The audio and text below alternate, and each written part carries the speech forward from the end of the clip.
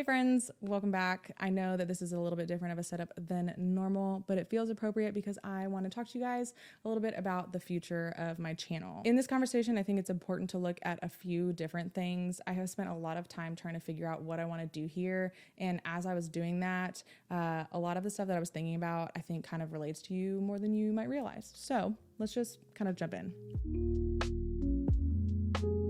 First of all, if you are new here, welcome. My name is Carrie. If you are a returning subscriber or just a returning viewer, welcome back. Thank you so much for coming back. I am so glad that you're here. To start, I think it's important to give a little bit of context to my channel because I'm not sure how many of you guys have followed from like the very beginning. So I started on YouTube in 2016. At that time, I was posting fitness, health, and beauty content just because that's a lot of the stuff that I was into. I was postpartum, so I was trying to lose baby weight. I had really, really bad skin because I was postpartum, and so a lot of my beauty stuff was involving like makeup and all that. So I started in that space, and then I started posting about bullet journaling. Bullet journaling is a whole planning method. If you've heard of it, if not, that's fine too. You don't really need to know much about it. But I posted a video that was like a how to set up your bullet journal basically. And that video was what launched my YouTube channel. So pretty quickly I grew my channel. It ended up having like 50,000 subscribers and I had, millions of channel views. And I don't say that as a brag. I say that to tell you kind of like where the channel was at when I stopped posting. A lot of why I stopped posting, I think, was because life got in the way. But anytime I tried to come back, I had a really, really hard time. Over the last couple of years, even, I've tried to come back with different things.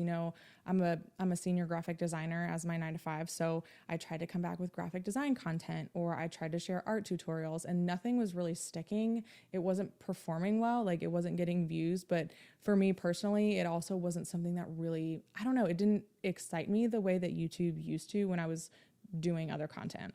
I knew I wanted to create something, I just didn't know what, and what I had been doing was not working. And then eventually I realized that the problem was not with YouTube, but it was with me. Over the last couple of years, I have spent, I can't even tell you how many hours researching like best practices for YouTube, algorithm things, how to get your videos seen, all of that. I've literally taken notes and I've implemented all of these things into the content that I'm publishing, and it's not making a difference. One of the first things that you will hear if you want to be a content creator on YouTube is that you'll need to pick a niche and you'll need to stick to it. And the more specific that niche is, the better. You solve a problem and you hook your viewer. And if you can do those three things, then you are good to go. In reality though, that's not realistic for me, and I would venture to guess that it's not realistic or sustainable for a lot of people. I would guess that in most cases, that advice, even though it is correct and it is well-intentioned, it probably leads to a lot of people overthinking things. And the worst part is that after they crash and burn, they think that they failed because, they've done something wrong, when in reality, they just prioritized the wrong thing. What I realized was that I spent way more time prioritizing the back end of YouTube instead of my creative process, and that was showing in my content pretty significantly. I'm a creative human to my core, and if you look back at the content that I have public on my page right now, the only thing that any of them really have in common is the fact that they're creative in some way. And so because I had, been so bogged down by the ins and outs of the algorithm and what, the algorithm wanted in order for me to get my content seen, I had completely abandoned the creative process, and I'd forgotten why I wanted to start creating things in the first place. When I first started creating content, I wanted to connect with people. I wanted to share stories. I wanted to share things that I loved and that I was learning, whether it was like a practical application or something that I had learned as a life lesson. I love to create things because creation breeds connection with other people.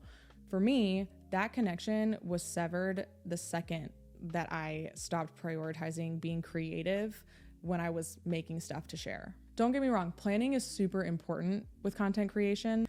Good videos are a result of good execution and even better planning and production. There is absolutely a place for large-scale productions and cinematic pieces on YouTube. I think that it's amazing that people can do that and post it to the internet for people to watch for free. That's incredible. But I don't think that everybody has to do it, and I really don't think everybody should do it.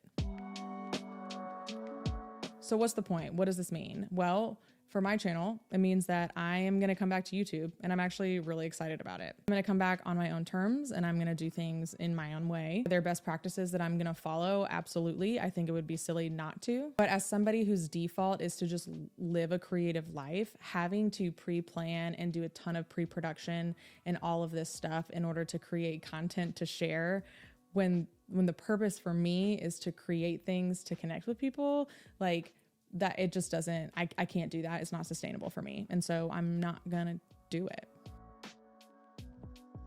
My goal is to come back in the most authentic way that I can. I know for myself, I cannot niche down. The closest that I'm gonna get to a niche is just like creativity and finding things that inspire you on a day-to-day basis. You know, like the little things, the mundane, like all of that. Like I try to live in a very creative way. And so maybe that's my niche. But even then, like, I don't even know how accurate that is. At the end of the day, I want this channel to be a place that people come to the way that they would come to a friend. I want it to be a place where people can get a realistic view of life and everything that's involved in it. I don't know. I just want it to be genuine. I want it to be authentic. And ultimately, I want it to be something that nurtures me creatively, but also helps me connect with you and maybe connects you to somebody else, you know?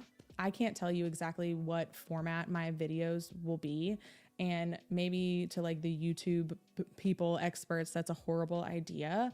But what I do know is that I want to get back to creating things that foster community and connection, because those are the things that in 20 years I'm going to remember.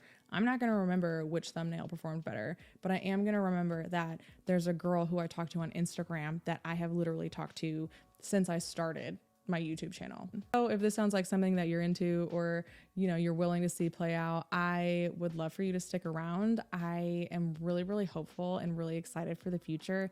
And yeah, I'm just really excited to start creating things just to create and connect again. It's been a long time, and it took a long time to get to a point where I am seeing that those two things are that connected. But yeah, I'm glad I figured it out, and I'm really excited to see what's to come.